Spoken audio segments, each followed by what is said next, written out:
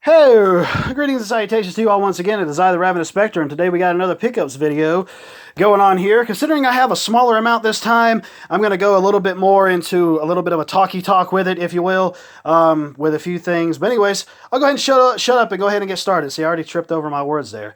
The first one that we have here is actually Kirby Battle Royale. Actually, my fiance ended up buying this because she's a really huge Kirby fan, and she ended up finding it on sale at Best Buy.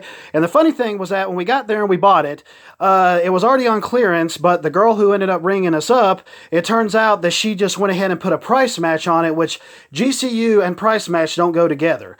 It should have been the fact that it was already on clearance there at their store, and then they should have factored in GCU, but we didn't realize that until after we got back. It would have been like maybe $19.99 or something like that altogether, but ultimately she ended up paying like $23.99. And yeah, that obviously didn't work out, but I told her from now on, any clearance stuff that we get, we're just going to go ahead and do it online and just pick it up at the store or get it delivered to us, one or the other, considering they ended up doing something like that. That girl just didn't know what the hell she was doing. She was price matching within their own store off of their website. That makes no freaking sense. Whoever trained that girl needs to get demoted and needs to train her better. The next one that we have here is Super Mario 3D Land. And yes, this is one of those common... Yes, this is one of those common titles. I'm very much aware of that, but I've never gotten it before. And I was like, you know what? It's on sale at Best Buy. So I went ahead and picked it up for like $17 and some cent. Went ahead and wanted to give it a shot. I've only gotten through like a couple levels so far because I've been playing other games, but it's definitely been one of those that I've heard a lot of really good things about and wanted to go ahead and grab it up. The next one that we have here is, and oh my God, this case looks so horrible. I like the color of the case, I do, but yeah. Look how horrible that looks, man. All that unnecessary text on there. Pack includes. Why don't you just put a slip in there telling me what's inside? Or put a sticker on the plastic that's telling me what's inside. Not actually print it into the damn case. I've already had made videos like this before and talked about it before. 10 out of 10, IGN and GameSpot. Listen, you little soy boy cucks. I don't give a fuck about what you say about the games. Both of you suck ass anyways. I don't want you on my fucking case. Oh, God. Anyways, I mean, the artwork is really, really good. I really do like the artwork for sure. And yeah, having that on the side is cool, but having that Ground Zeroes plus the Phantom, it's just, this is unnecessary. PlayStation hits right up at the top. I really hate the way this thing looks. I do like the color, but all that unnecessary text, that can just go eat a bag of dicks. But anyways, the fact of the matter is that I have this game. I had a save on my previous hard drive, and I ended up swapping out my hard drive some years ago to a 1 terabyte. And I know that I sent it to the cloud when I had PlayStation Plus. I went back to go download it, and I couldn't download it because it wasn't there, because the cloud is faulty and Sony is a fuck up. So obviously I couldn't get access to my save to put it on my new hard drive, which royally pissed me off. So I didn't go back and play this game. I do still have the original, and I have the downloadable version of Ground Zeroes, and I ended up I got that really cheap sometime a while back, and then I realized they were putting it out physically, but I didn't bother to do that since I already had it digitally. But the more and more that I've gotten even more into physical stuff, which I've always been that way, but regardless, I'm really swearing off digital more and more, it seems like, nowadays than I had before previously. I'm going to get back into playing this again, especially with all the DLC, because it's just got to tell me right there on the front of the damn case. I'm really going to get back into it again, get back to where I was previously, and put more time and effort into it than I did before. I can't even remember where I last left off at. There was some mission, I think, where I was trying to take out some tanks or something, and I can't freaking remember what happened after that. But I got this on clearance as well. I think I got it for, like, I don't know, I think like the original price was like 14 something or 17 something on Best Buy. So definitely glad to be able to go ahead and have that. And I may end up selling the original one. Not necessarily sure. And speaking of selling original copies, we got Middle of Earth Shadow of War, the Gold Edition. Already had the original one, but ended up finding out that this thing was $23 and some cent that I ended up paying for it with GCU, but the original price that they were selling it for was $29.99, and the first price that it ever came out with was $100 freaking dollars. Are you freaking kidding me? But yeah, I mean, yeah, of course, yeah, it looks all shiny and whatnot. The slipcase looks all shiny and all this other stuff. And we'll go ahead and get the little, yeah, this is the steel book that comes with it. Of course, yeah, it does look good. Not $100 worth of good. But anyways, on the inside, there is, hang on. Okay, there we go. We got the game in there. We also got like a map of the world that's inside of there as well. as you can see. But yeah, the thing is that this thing came with all the DLC, with the game itself, and whatever else was with it, and whatnot, and Loki is photobombing, or video bombing, I guess you could say.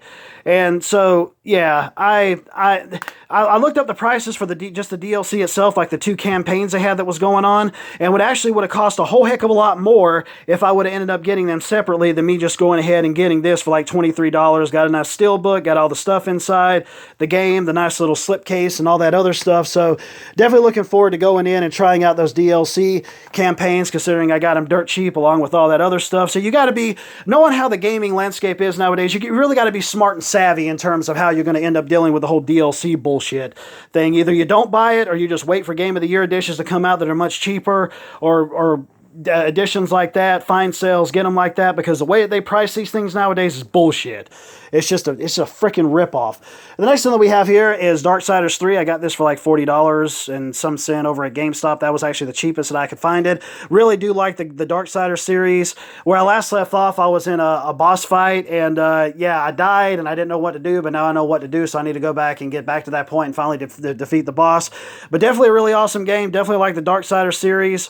There's been a lot of, it's a lower budget than what the other two were. I really do think that this is the lowest one in the series. I like the other two a lot more than this one, but regardless, it's still a really good game. But the thing is that there's a lot of technical limitations and flaws in this that they haven't patched or even fixed, and knowing how long this game has been out already, and it's just a load of bullshit, man.